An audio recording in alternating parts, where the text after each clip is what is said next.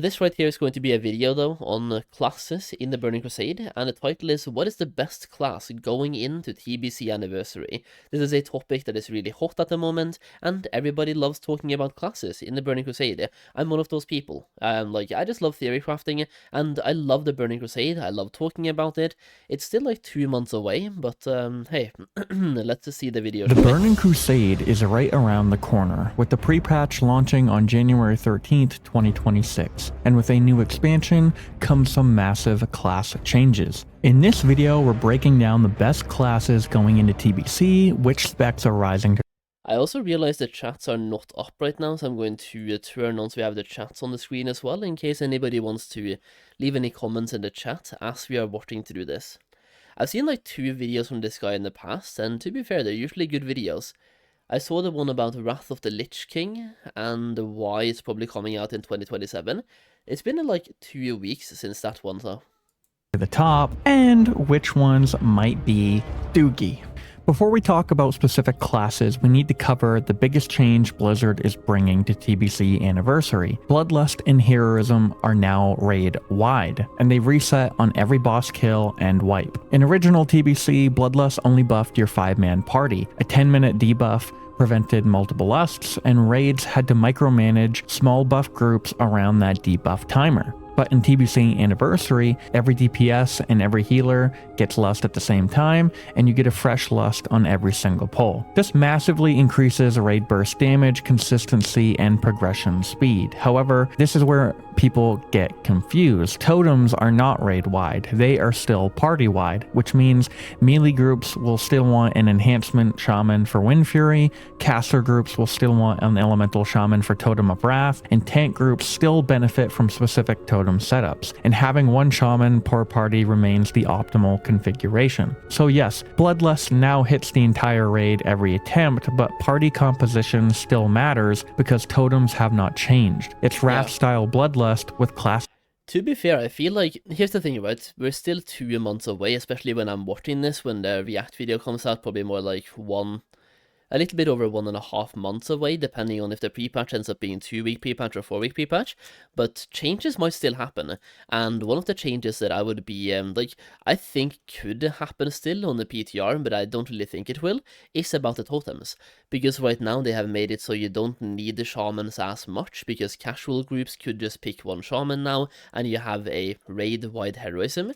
But the totems being party only still makes a lot of people still want to have 4 shamans. You want to have 1 shaman in every single group, or I mean even 5 shamans. You can have 4 shamans or 5 depending on your raid setup, and yeah, like, it's going to be fun to see. It really is going to be fun to see what happens, and also what their proper best raid comp is going to look like. Which brings me to, what do you think the proper raid comp, like the best raid comp, if you had to choose one raid comp, like group 1, group 2, group 3, group 4, and group 5, what's it gonna be like? I'm expecting there to be at least 5 shamans still, but I can see there being more. Maybe you want to have 1 shaman in the tank group, you want to have 1 shaman in each group, right? But then you're also stacking shaman healers, and you might have 2 shamans in the usual healer group, and then 1 healer shaman in the tank group, and then you have 1 elemental shaman in the ranged group, in each ranged group, so 2 elemental shamans, and 1 enhancement. Just as an example. It's like TBC party strategy. So with that foundation in place, let's jump into the actual class rankings. Starting with Warlocks, Warlocks dominated in original TBC, and they're still one of the strongest DPS options going into TBC Anniversary. Why? Well, Destruction pumps insane single target damage, especially during Lust. There's 2 playstyles that exist. One is Shadow, which focuses on Shadow Bolts, and Fire, which focuses on Incinerates. You also have Affliction Warlocks, which isn't really a top DPS spec, but it brings essential debuffs like Malediction, which increases the damage of Curse of Elements, and in which Curse of Elements now includes the old Curse of Shadows effects, consolidating debuffs from vanilla. Most raid comps run with 3 to 5 Warlocks, primarily Destruction with 1 Affliction for debuffs. Warlocks also get the new AoE ability Seed of Corruption, and during trash packs you will see them doing massive AoE damage.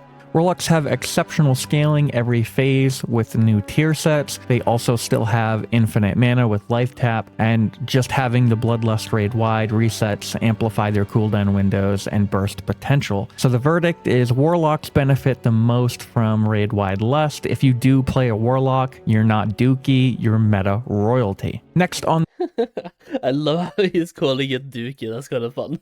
the list, we have Hunters. They were top tier early in TBC, and nothing changes here. In fact, they're stronger. Pets scale extremely well because they now inherit the Hunter's attack power and crit. Rotation is also smoother with new abilities like Steady Shot and Kill Command. They also have Aspect of the Viper, which allows in-combat mana regeneration. Traps are also now usable in combat, and they also get Misdirection, which provides a huge utility for redirecting their threat to the tanks. Beast Mastery offers some of the highest DPS in early TBC, so keeping your pet alive is everything. If your pet dies, your DPS collapses, but controlled properly, BM is insane. And while Hunters fall off closer to Sunwell, they remain consistently competitive all expansion. In raid comps, many guilds run 4 Hunters, 3 BM plus 1 survival for exposed weakness, boosting the entire raid's attack power by 25% of the survival Hunter's agility. So Hunters are extremely strong early TBC and remain relevant into the late game. Next on the list, we have Shamans, which bring a massive amount of utility and see major improvements in Anniversary. General changes include Shaman is now both playable on Horde and Alliance thanks to the Draenei, and we also have new Wrath of Air Totem, which increases spell damage and healing. Bloodlust obviously now raid-wide and resets on boss kill wipe, obviously massive for Shamans in a raid comp. Instead of all the Shamans trying to consolidate their Bloodlust at the same time, one Shaman can activate Bloodlust and the whole raid gets it. Enhancement Shaman gains dual wield specialization, which is a big boost in DPS. Storm Strike now hits with both weapons when dual wielding, and they just have overall strong personal DPS. It's just not a buff bot anymore. Enhancement is required for melee groups because of Unleashed Rage, increasing party attack power by 10%. They do have weaker early raid DPS compared to Elemental, but during the mid to late game, Enhanced starts to shine and outscales Ellie. When it does come to Ellie Shamans, Totem of Wrath remains insanely strong for casters and healers, scales well with haste and crit. They're strong, consistent early DPS, but they do fall off somewhat late game compared to Enhanced Locks and Hunters. When it comes to Restoration Shamans, they get the new Earth Shield talent, which makes them phenomenal tank healers. Mana Tide Totem now restores 6% mana per tick instead of a flat amount, and Chain Heal gets even stronger through talents and skills extremely well with haste. So every party still wants a Shaman. Early TBC you'll see 4 to 5 Shamans per raid, but late TBC up to 6,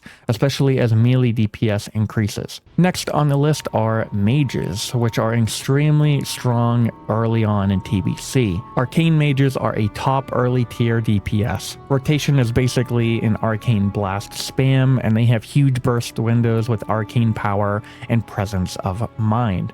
They're the best early game caster spec, but they fall off hard, noticeably in later phases. Now when it comes to Fire Mages, Ignite now gives each Fire Mage their own Ignite debuff, unlike in Vanilla, where mages could only have one Ignite debuff on a boss, and if you were the mage to get Ignite, well then you would get that DPS bonus on locks. Despite being strong in Vanilla, Fire becomes much weaker in TBC due to reliance on crit and weaker raw fire damage. When it comes to Frost Mages, it's primarily a PvP spec, not a raid DPS pick, but they are an S tier PvP class when it does come to arenas. So early on, Mages are amazing.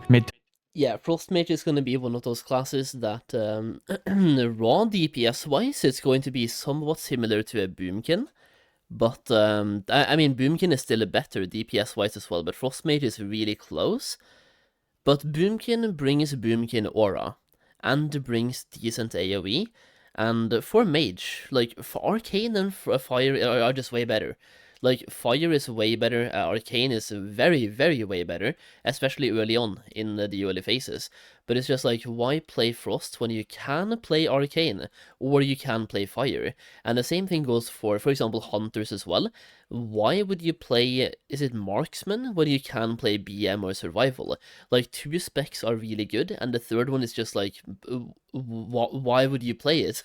Kind of like playing a sub-rogue in PvE as well. Why would you? I mean, in retail, sure, but in Classic, why would you? It just makes absolutely no sense. But usually what we see, this is like for TBC and for Classic, the specs that are bad in PvE are good in PvP. Sub-Rogue, for example, PvP, not trash. Frost Mage, PvP, pretty good. So yeah, there's usually like some sort of correlation right there. But thankfully, most classes do have at least one spec that is really good in PvE. To late TBC, they fall off and become more utility focused. You can expect 2 to 3 mages early on, but later on, you only usually see 1 to 2 mages get brought for utility. Number 5. I think you're gonna see more than 2 or 3 early, by the way. I would say a lot of raids probably are going to have 4 mages, so 2 in each spell power group. So spell power groups would be something like 2 Arcane Mage, 1 Destruction Warlock, or just like a Warlock in general, 1 Elemental Shaman, and maybe a Boomkin for the Boomkin aura, to allow everybody else to just do way more spell power damage. So to recap, 2 Arcane Mages, 1 Warlock, 1 Elemental Shaman, and a Boomkin. And that's going to be a pumper range DPS spellcaster group right there. On the list is Paladins, which shine in TBC thanks to new abilities, and they can be played on both factions. Horde gets Paladins via Blood Elves, and both factions will most likely still have access to Seal of Blood and Seal of Vengeance, just like in 2019's progression into TBC Classic. When it comes to Prop Paladin, they are the best AoE tank in TBC. Avenger Shield is incredible for pulls. Holy Shield now increases threat by 35% instead of 20%, and they're strong even in single target tanking. Ret Paladins gain Crusader Strike, adding a much needed rotational depth. Still more utility than a DPS spec, but Rets provide improved Seal of the Crusader, increasing raid crit by 3%. So they're 100% viable, they're just not a top DPS choice. Holy Paladins provide some of the strongest single target healing in the expansion. Divine Illumination, which is the new talent in the Holy Tree, reduces spell cost by 50%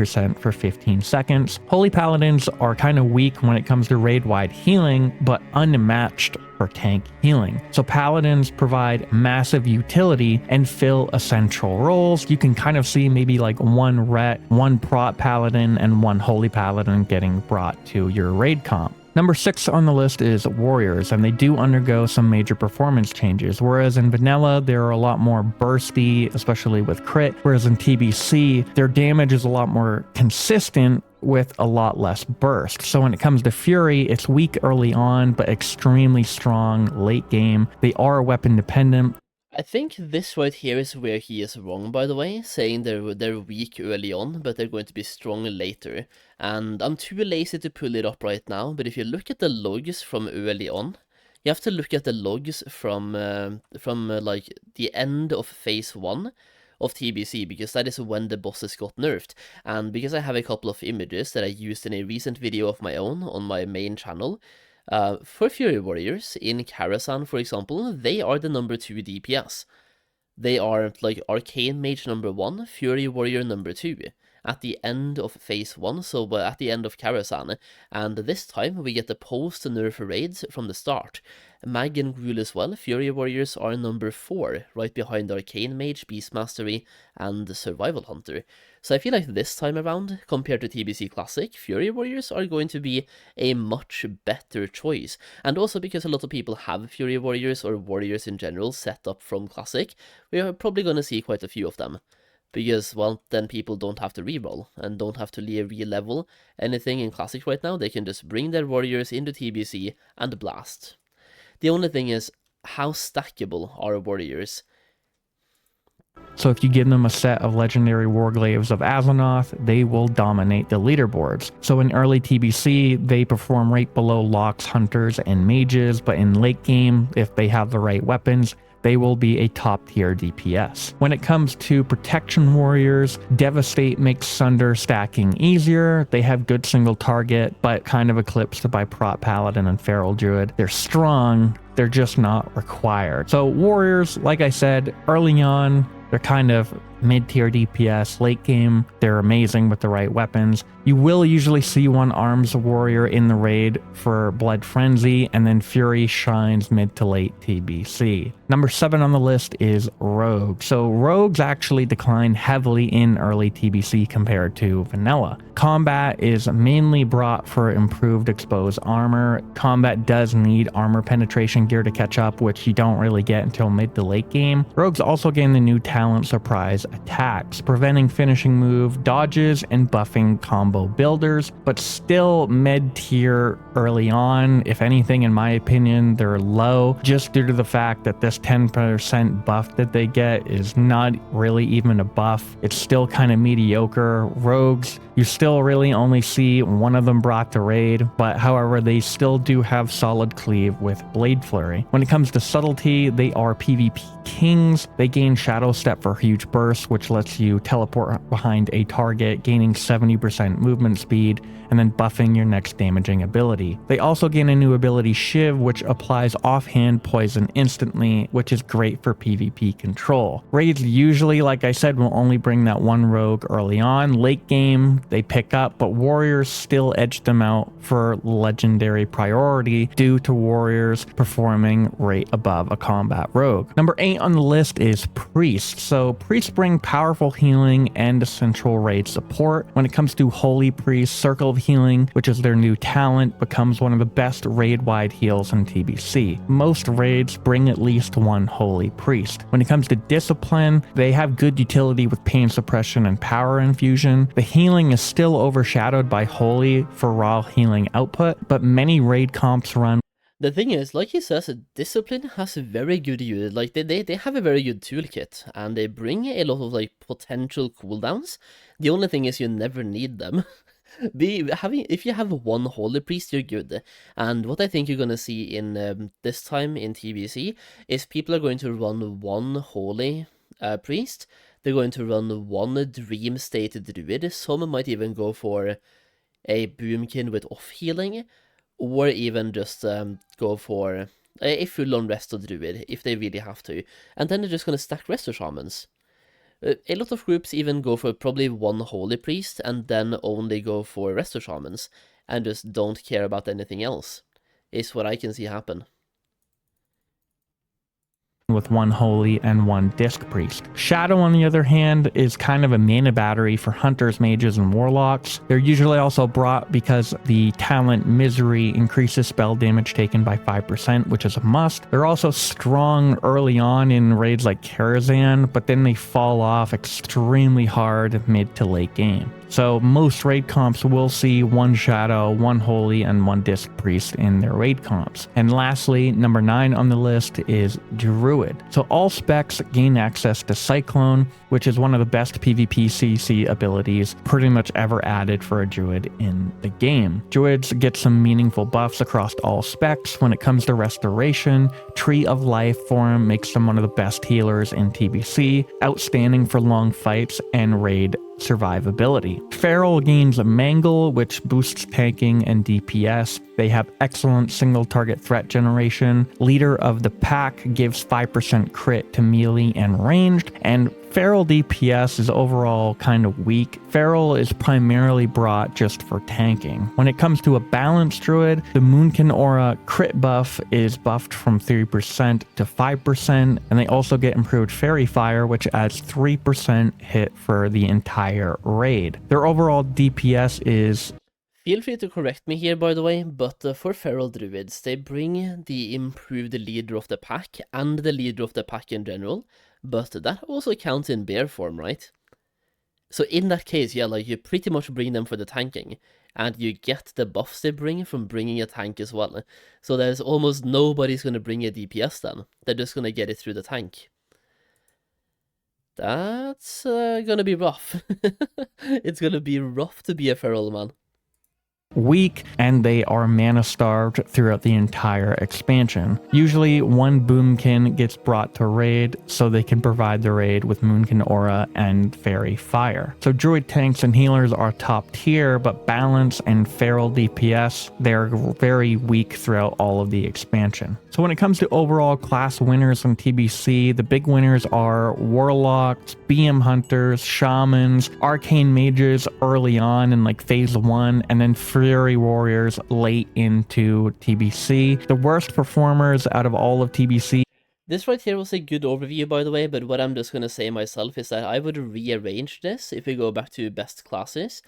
What I would say is Arcane Mage number 1, and then Hunter number 2, not just BM, but Hunter number 2, Warlock number 3, and Fury Warrior number 4, and then Shaman number 5. That would be me rearranging that list.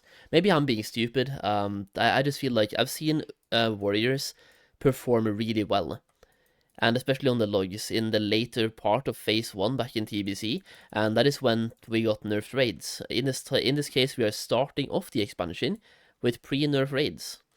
So like we're starting off at that point, and Fury Warriors should be able to pump way more from the start.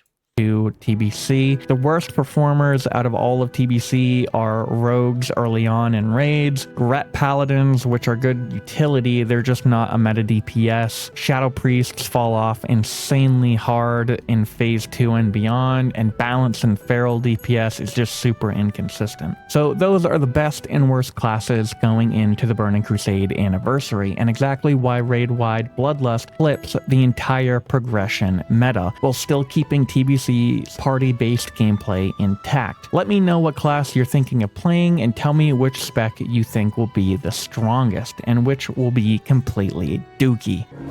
Got a sin. No, that's good, by the way. Now, that was a good video with some good overviews of how the classes are going to be, and like I said, I rearranged the list a little bit because of my own research that I've been doing recently on which classes are going to be good and which ones are not, based on the raids being coming out in their post-nerf state. So we have nerfed raids, which will play a part and will shake the meta up at least a little bit, and some classes will perform better than they would have if we got the nerfed raids. Like Arcane Mages, they struggle a little bit if the fights drag out due to mana problems, so more bursty classes will perform better this time. I feel like I added most of the things throughout the videos. I don't really have anything to add here, but yeah, let me know what you guys think.